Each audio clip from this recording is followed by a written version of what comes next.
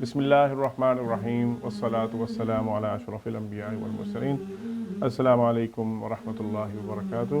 میں ہوں آپ کا میزبان اظہر محمود، اور آج کی رمضان کی خصوصی نشست میں ہم ایوب صاحب کو خوش آمدید کہتے ہیں۔ السلام علیکم ورحمۃ اللہ وبرکاتہ۔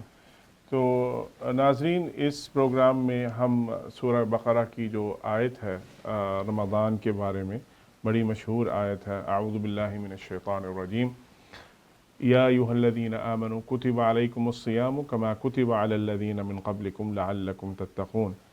آگے جا کے اللہ رب العزت نے اس کے اندر فدیہ اور طعام مسکین کا بھی ذکر کیا ہے۔ تو اس بارے میں ہم تھوڑا سا جانیں گے کہ اس کے بارے میں کیا احکامات ہیں قرآن کے، فدیہ کے بارے میں اور طعام مسکین کے بارے میں۔ جی، آپ نے جو لوگ قرآن کو تدبر کر کے پڑھتے ہیں ان کے سامنے ایک بات واضح ہو جائے گی کہ اللہ تعالیٰ نے جب یہ احکام جو ہمیں دیے اور ان کو تدریج کے ساتھ دیا، درجہ بدرجہ، کہ پہلے ایک سٹیپ لیا، پھر تھوڑا عرصے کے بعد دوسرا سٹیپ لیا، پھر اس کے بعد تیسرا سٹیپ لیا، کیونکہ انسان ایک دم چینج نہیں ہوتا، اس کو چینج ہوتے ہوئے ٹائم لگتا ہے۔ تو اس لیے اللہ تعالیٰ نے انسان کی نفسیات کو جانتے ہوئے، کیونکہ وہ پیدا کرنے والا ہے، تو اس نے اس حساب سے درجہ بدرجہ چیزیں کو نافذ کیا۔ تو اسی طرح جو یہ ویسے تو ہم نے ڈسکس کیا تھا کہ رمضان کے روزے آدم علیہ السلام سے چل رہے ہیں۔ روزے اس زمانے میں بھی دین کا حصہ تھے، جس طرح نماز اس زمانے میں بھی دین کا حصہ تھی۔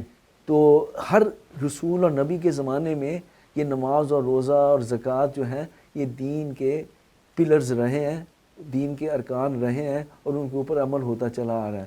لیکن جب معاشرے سے یہ چیزیں ختم ہو جاتی ہیں تو پھر دوبارہ انٹروڈیوس کرنے کے لیے اس کو درجہ بدرجہ لانا ہوتا ہے۔ تو پہلے جب اللہ تعالیٰ نے رمضان کا یہ حکم دیا کہ بھی آپ نے روزے رکھنے ہیں، جیسے کہ پہلے لوگ روزے رکھتے تھے تاکہ تمہارے اندر تقویٰ آ جائے، اور پھر یہ بتایا کہ یہ چند دن ہے اور اس میں جو لوگ مریض ایام معدودات فمن کان منکم مریضا او علی سفر فعدۃ من ایام اخر، تو وہ بعد میں پورے کر لیں۔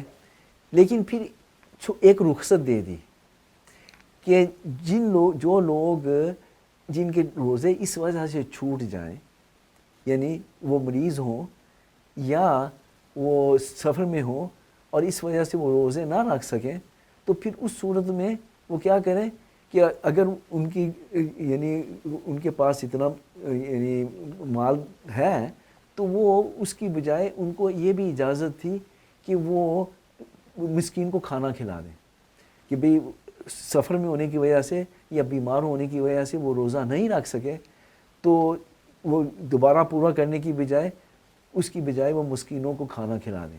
تو کیا اس کے ساتھ بھی تقویٰ ہی حاصل کرنا مقصود تھا، یا مقصد یہی تھا کہ لوگوں کے ذہن سے یہ فرض جو ہے وہ محو نہ ہو جائے، ان کو یہ ہو کہ ہم نے ایک فرض پورا نہیں کیا تو اس کے لیے ہمیں کفارہ ادا کرنا ہے، اور وہ یعنی اس کا فدیہ دینا ہے۔ اور فدیہ کیا ہے کہ آپ نے ایک روزے کے لیے ایک مسکین کو ایک دن کا کھانا مہیا کیا، پورے دن کا، ایک وقت کا نہیں، پورے دن کا کھانا مہیا کیا۔ تو یہ آغاز میں تھا۔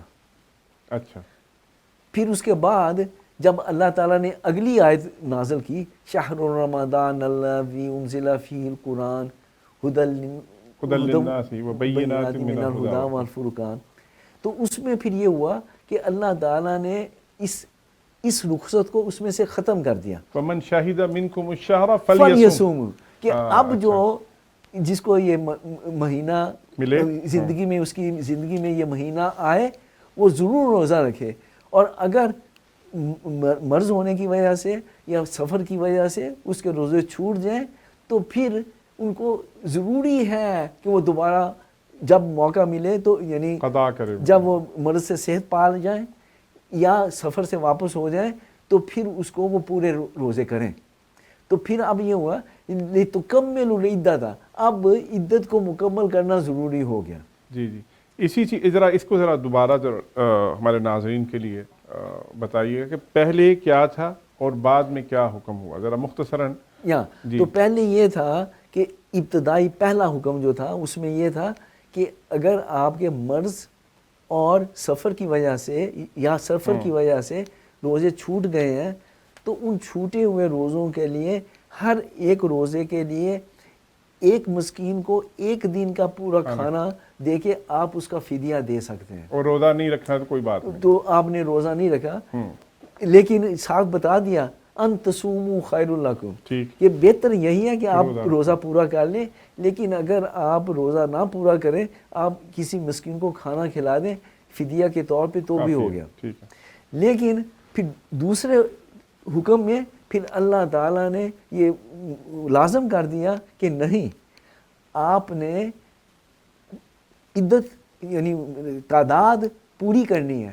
آپ نے اس کو روزے بعد میں جو ہی آپ کا سفر ختم ہو جائے، جو ہی آپ بیماری سے صحت پا جائیں تو آپ نے چھوٹے ہوئے روزے مکمل کرنے ہیں.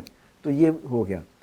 لیکن اس میں اللہ تعالیٰ نے پھر بھی تھوڑی نرمی رکھی کہ وہ لوگ جو بالکل عمر کے اس حصے میں یا بیماری کی اس ایسی بیماری میں مبتلا ہو جائیں جس سے وہ ریکور نہ ہو سکیں. ٹھیک ہے، صحیح. اور ڈاکٹرز کے مطابق وہ ان کے اندر یہ روزہ رکھنے کی صلاحیت باقی نہیں رہی تو پھر ان کے لیے صرف یہ رہ گیا کہ وہ فدیہ دے دیں. جیسے ڈائبٹیز وغیرہ ہوتی ہے، بعض بڑے ایکیوٹ کیسز ہوتے ہیں، یعنی ایسی سویر ڈائبٹیز ہو کہ جس میں شوگر ایک دم لو ہونے سے جان کا خطرہ ہو. جی جی. تو یعنی ایسی کوئی بیماری ہو جائے جس سے یعنی جان کو خطرہ لاحق ہو یا اس سے کوئی صحت پانے کا کوئی تدبیر نہ ہو تو اس صورت میں آپ فدیہ دے سکتے ہیں. تو فدیہ کی اب حالت رہی کہ صحت مند لوگ یا جو مقیم ہیں ان کے لیے ضروری ہے کہ وہ اپنے روزے پورے کریں.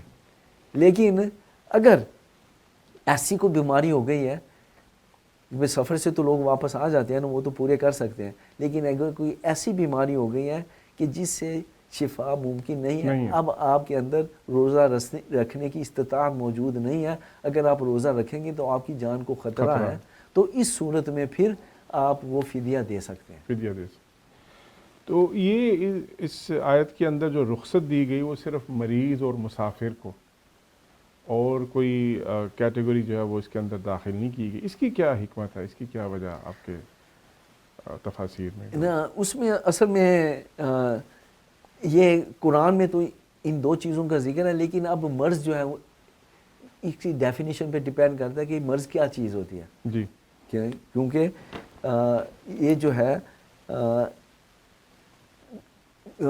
اس میں اللہ تعالیٰ نے یہ بھی شامل کر دیا، یعنی یہ تو عام حکم تھا نا، لیکن خواتین کے لیے علیحدہ حکم ہو گیا کہ ایام کے دوران انہوں نے روزے نہیں رکھنے لیکن وہ بعد میں پورے کر لیں گی. ٹھیک.